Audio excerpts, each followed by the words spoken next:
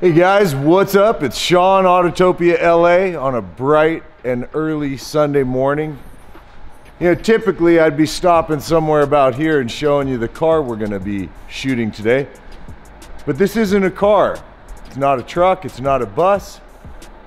What we are getting into today is possibly the most unique vehicle we've ever had on the channel.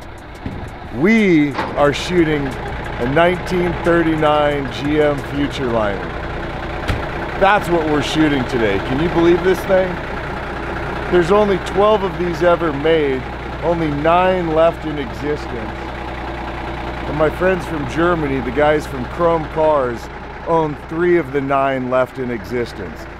So we're gonna get some reaction shots today. We're gonna roll out to Supercar Sunday with this and Vicious and see what kind of trouble we can get into. I have a good feeling about this one. So hold on, because here we go, man.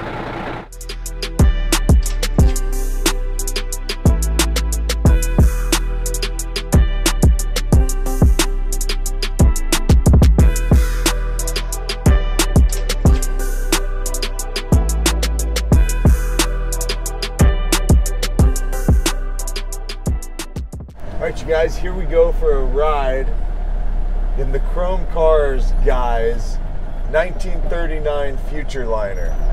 This is a vehicle, I promise you, you will more than likely never see this anywhere else.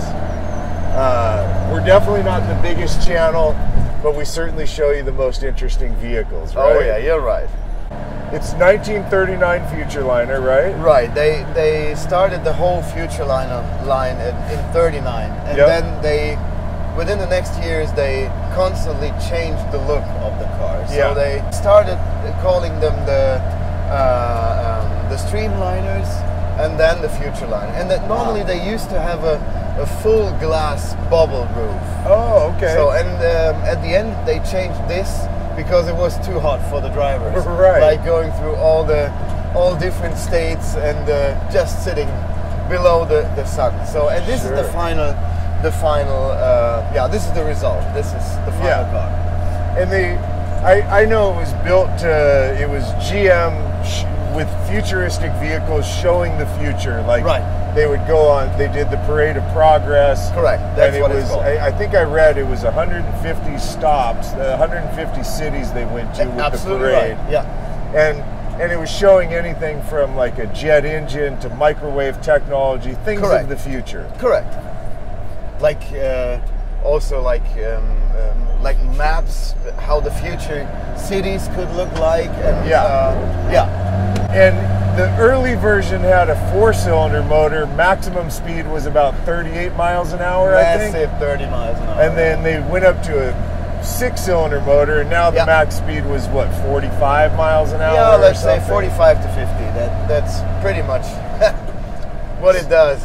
So this one. And this is the only one in the world, right, that's been converted to a car hauler. Right, yeah. It was just the reason for this was simple. I mean, that guy who found it back in the days, I'm not sure how many years, but should be like 40, 50 years or something. Yeah. The condition of these cars, because these cars got just forgotten at a certain point. I mean, the Parade of Progress were done, and so the cars ended up somewhere in the backyards or whatever. So no one cared about them. And the previous owner, or the owner who found that car, in a real bad condition.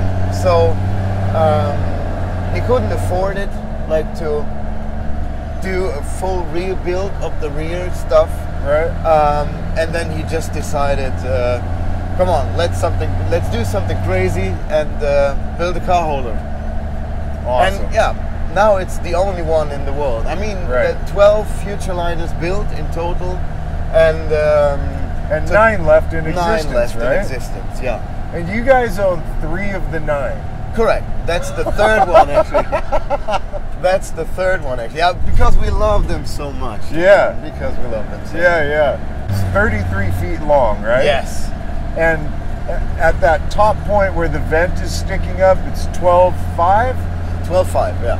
12 foot 5 inches tall. It's we can barely. We might be able to fit this in my garage. Yeah, I think it works, but to be honest, I've been quite worried about the fact when we drove from Las Vegas to LA. I'll bet you were. The bridges. Yeah. They're pretty. I mean, you know, these typical American trucks riding on the freeways, and they are tall. They are really tall. Yep. But you can see right down on them, like watching in their cabins and what they're doing there, funny stuff. Yep. Okay. They put a like modern Cummins diesel in it, new suspension, all air suspension stuff. Right. Hydraulic systems in the rear for the holding stuff, and so it's all quite modern technology that you can really use the car. So yeah, it's a very futuristic car, and that's the thing, is that it looks like you and I were talking about how it looks like it's from. It looks like it would have been made in the 50s, Correct. maybe even the 60s. Right. That Art Deco futuristic design, but to think that they did it in the late 30s, early 40s, that's they really were looking at what's the future. Correct. You know? Correct. Even with the exterior design, not only what they were presenting inside the cars, I mean, even with the car itself. So yeah. That's great what they did. So Greg says he's the fastest Futurliner driver. Didn't he have it up to about 85 miles an hour? We made 85 on the track.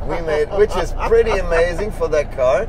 And you know, these because of the fact that it was converted like more with more modern technology, they even changed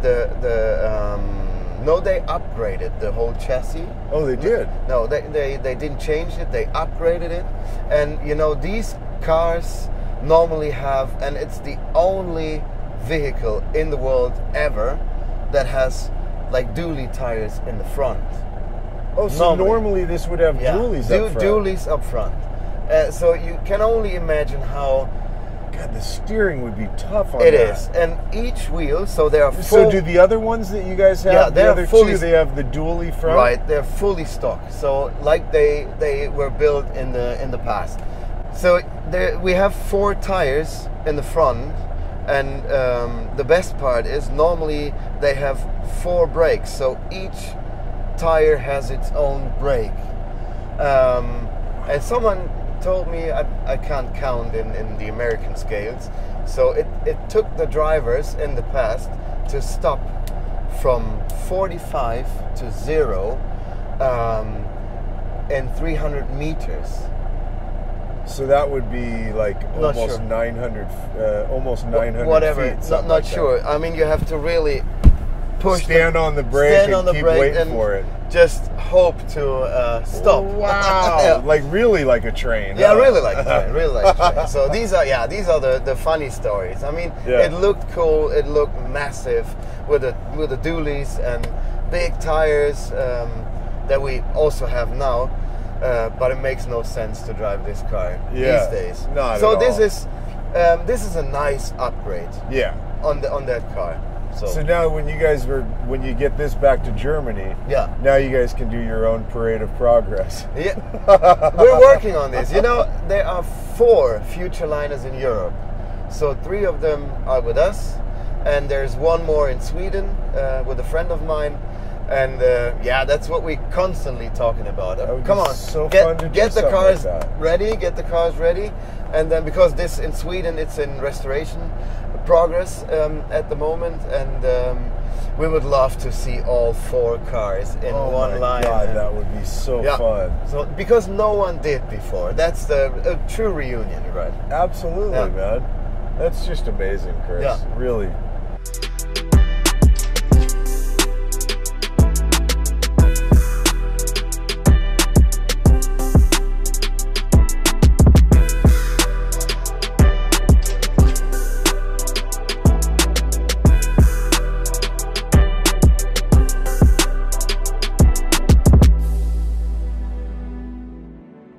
All right, you guys, well, that is it for this 1939 GM Futurliner.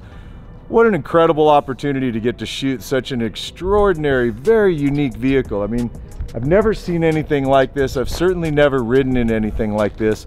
Totally blown away right now. Had a blast taking it out to Supercar Sunday. It was very fun to see all the reactions. Hopefully we caught enough of them for you guys to see here. And I don't know what else to say except for this was just a really, really fun episode to shoot. Rolling around in this thing, hanging out with my friends from Germany, just a blast, man. So I hope you guys had as much fun as I did.